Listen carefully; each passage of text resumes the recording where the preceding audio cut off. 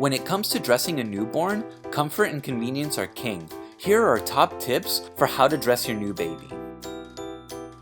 Start with a onesie or wrap shirt. That'll keep baby nice and snug. Plus, the crotch snaps means that you won't have to completely undress your newborn to change their diaper.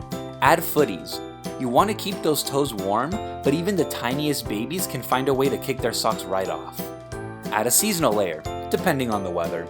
Many new parents make the mistake of overbundling babies. A general rule of thumb, dress your newborn in whatever you're wearing, plus one other layer. Consider using some of these other accessories as well. Here are a few more tips to keep in mind.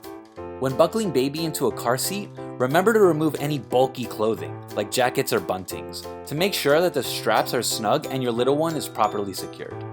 Be sure to wash any new baby clothes before using to remove any chemicals or germs they might have picked up in the manufacturing process. When putting baby to sleep, a onesie and a swaddle should be enough to keep them comfortable throughout the night.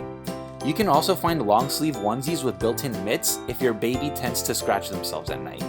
For more tips about baby clothes and newborn care, visit us at thebump.com. Happy dressing!